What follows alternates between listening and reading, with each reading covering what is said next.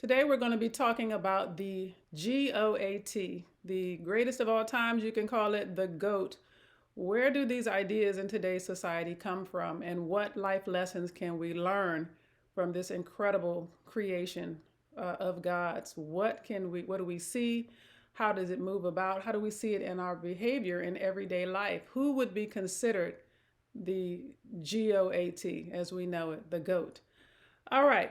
So we've talked about the sheep. The sheep and goat are both herd animals. They're both consumer types, right, in human behavior. So just a quick recap: a sheep are led by a shepherd, right, and a goat herder leads the goats. But there is a distinct difference. So when sheep follow a shepherd or a group of people, right, you could say it's the consumer that follows whoever is telling it to purchase or to do a particular thing. Typically, people that think like this, they don't have any other thinking. It's okay, I need somebody to present something to me in order to make decisions. Whereas the goat personality type, the goat is a browser. So when you have a sheep, it consumes head down. That's kind of where that idea of obedience comes from, without really looking up. The goat, however, it's a picky eater. He'll rise up to eat above the ground, right? So this particular personality type is more selective about what they consume. The goat herder is actually following the goat around, whereas the sheep herder is driving the sheep. So there is a big difference in that in terms of the differences with the two and human characteristics and personalities, right? That person that is not following the herd, that person that wants more than what they're being given, that person that can think outside of the box. And then, when you have leadership, you have to pay attention to that person because they're not exactly on board with everything that you're saying or what you're trying to give them. So if you bear with me. So the sheep, they have no defense. They have no offense unless they're being guided, right?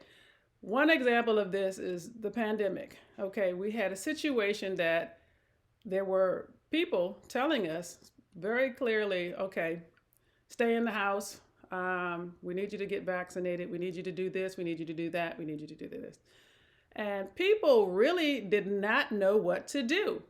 There were people out and about moving around while a deadly virus was on the scene. They're just moving about. They know that there's a deadly virus, but they literally had to wait for someone to tell them to stay home, to go in the house, to stay away from people, right?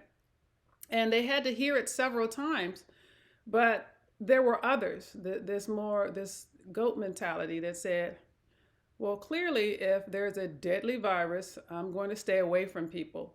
I'm going to wear a mask. No one had to tell them. They're thinking for themselves. They're taking information beyond what they're being told, right?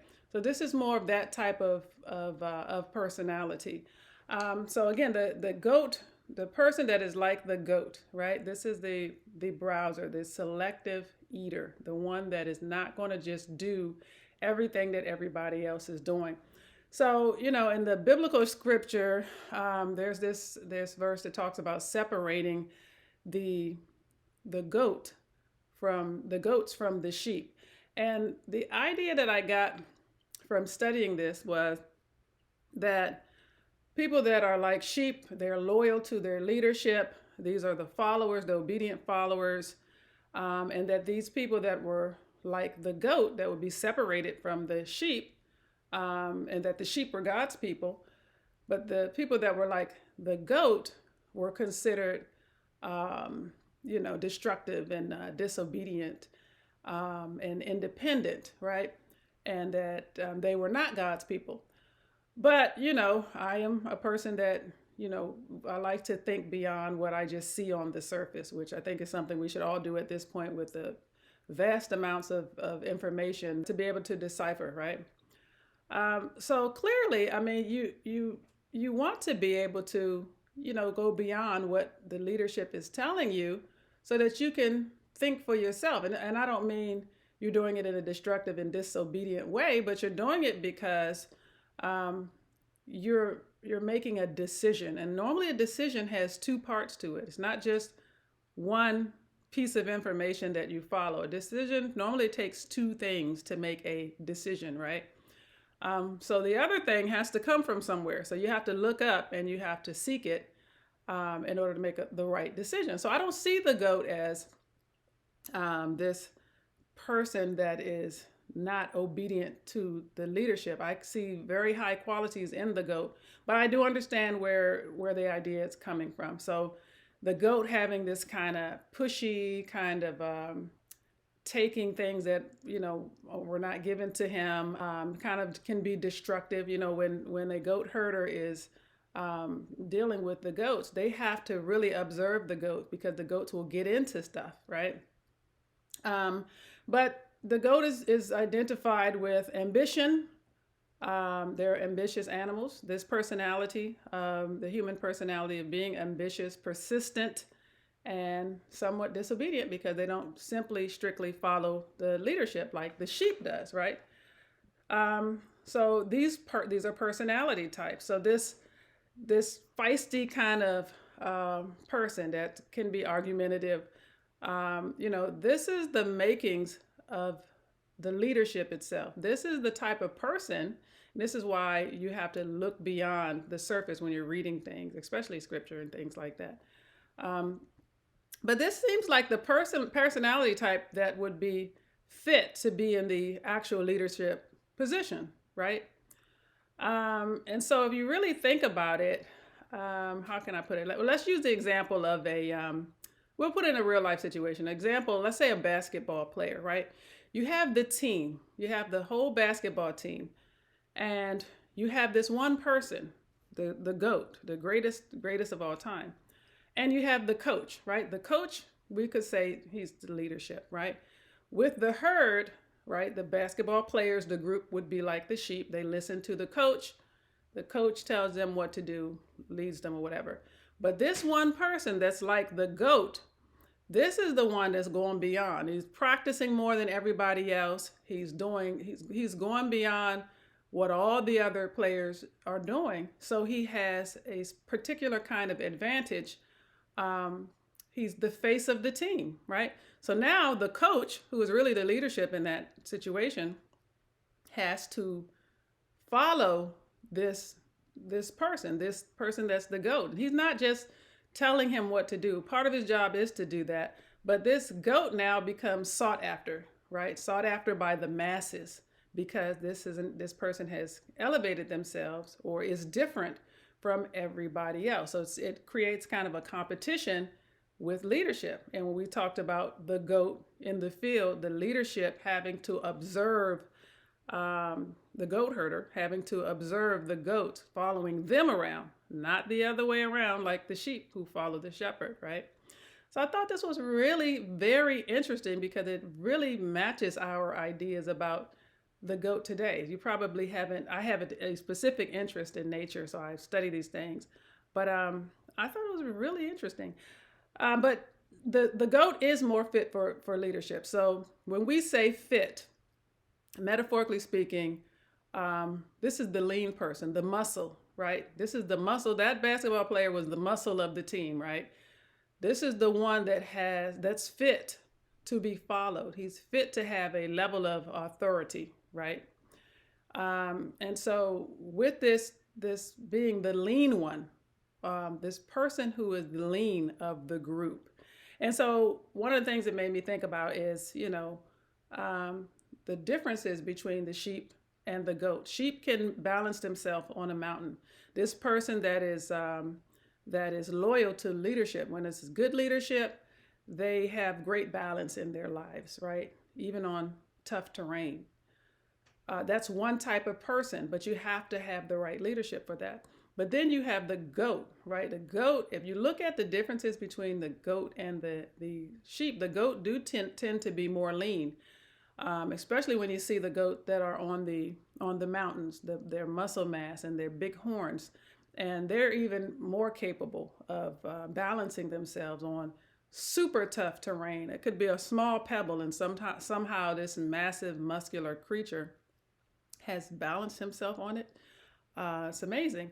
But let's look at another scripture. In the Quran, there's a verse that talks about the distribution of the meats, right? And this particular animal, it talks about, it's saying to people, saying to mankind that it's not for us to distribute the goat however we see fit. It also says the same thing about the sheep. So it's basically saying with the sheep, it's not for us to decide how to use and what to do with loyal, obedient people. When we make those decisions, we take advantage of people. Oh, this person, you know, look how sweet she is. Look how she'll just do anything you say. And so, I'm gonna put this person in this situation, right? Or I'm going to only deal with people that are like that for this situation so that I can manipulate it and take advantage of the situation. That's something we're not supposed to be doing, but that's something that we do in today's society. We do it all the time, especially consumers buying products and other things. So with the goat being this lean creation, metaphorically speaking, distributing this personality type, this person that is in the leadership, making them only for some and not for others, right? So it's like allowing certain people to have the best cut of the meat, right? If you were giving out meat, versus the people that you don't want to have the best cut, you're going to give them the fatty piece, or you're going to give them the other piece, but you're saving this piece for yourself, right? This person or this personality type for yourself. So some examples of this is, there at one time, African Americans were not allowed to read, right? They didn't want us to be elevated in our reading. So this put us in a position where we couldn't take on leadership roles, right? Just by not being able to read. So they were keeping something for themselves, this lean way of thinking and behaving that would give them the advantage. Things that are for rich people only. There are benefits and things that rich people get. Some people will complain about the way taxes are done, or just what they're allowed to have. I mean, in some places, the rich people have their houses on the beaches, which are supposed to be public property. There's a big argument about that. In some spaces, the law has said, no, you can't. This is the public beach. It's for everybody. Not going to be just for you because you're rich enough to afford that piece of property, right? But there are several other types of situations. But to be lean in your thinking is really to be able to, when things get really tough, to be able to strategize, to get serious and very specific. Like I said, the goat is the picky eater. So these are circumstances where they've taken all of the fluff and the fat out. But another part of this Bible verse that I was talking about, it talks about how there's a certain kind of disease. They separate in this Bible scripture, separating the goat personality from the sheep personality, because it brings this dis-ease, right? This diseases, as it calls it.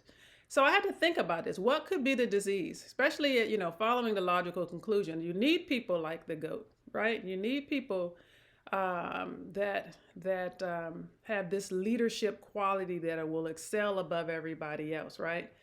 But I think one thing maybe that we haven't thought about is that there are different ways to become the goat, right? And so with this line of thinking about a dis-ease, what kind of dis-ease could be caused by having a person different from everybody else? So someone that is, maybe they've decided on a different kind of way of life than everybody else. Or maybe they just have a talent that everybody else doesn't have. What could be the disease or the disease that you have to be careful about where you would even consider separating these types of personality types. So I thought about it, and one thing I thought about was, you know, even if it's unintentional, when you are different than the group, and you're presented in front of the group, right? You're different in the group, and you come around the group, whether you intended it or not, all eyes are on you, right? Whether you intended it or not, all eyes are on you.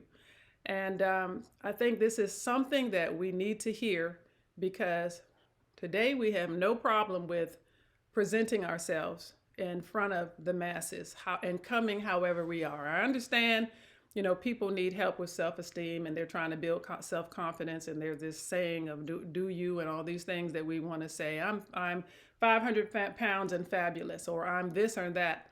What we're not considering is the effect it has when you're doing this in a situation when your audience is the masses, right? It's like putting the exception over the rule, right? Putting the exception over the majority. That can cause a problem.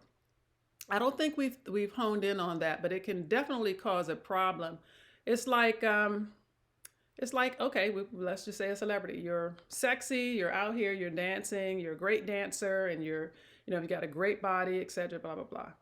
You didn't specify that your audience was going to be for a specific type of person that would receive you a specific way. You're in front of the majority, everybody. Then this person wants to be like you, right? There's someone that's getting ready to idolize you, right? You're unaware of it. You don't really realize what your influence level is. This person tries to be like you, and in the midst of trying to be like you, they're out here doing certain things, maybe dressing a certain way or behaving a certain way, and they end up getting taken advantage of, raped, or something horrific happens. You would never know that you were their inspiration, right? And you can say, well, that's not my responsibility. What I'm saying is it is, especially if you place yourself in front of people. These kind of things can happen. Another real life example, even with gangster rap, you're out here, you're pushing, death culture and guns and things like that. There's someone that envies you. They put you in the place where the creator should be, where God should be, where the law should be even. They want to be you so bad that they're breaking the law, not just the moral law, but the laws of the land. They get shot at, killed even maybe. You didn't know you were their inspiration, right? Same thing can happen with homosexuality. You're the exception. You put yourself out in front of everybody. There's someone who might be looking at you saying, hey, you know what? I like the way that looks. There's no, when we're presenting ourselves, we have to realize there's a material reality, and then there's a spiritual reality. Material reality meaning what the person sees, right? Just what they see. They may just like what they see and want to be like you, right? But they don't know your story. They don't know what made you do that. They don't know what made you make the decision. They don't know why you're like that. They don't know anything. Then they try to be like you. And in the process, they end up in a bad situation, or not understanding what they're doing, right? Not being able to handle what you can handle, and maybe even losing their life. So there is a level of responsibility, even if you didn't intend to say, hey, take a look at me, right? Even if you didn't intend it, when you look different or you're doing something different than the majority and you go around the majority, you have the potential to be idolized. You have the potential to be destructive. And this is where I think that idea may come from, about it causing a dis-ease. I like to say dis-ease instead of disease, because it can also have adverse reactions.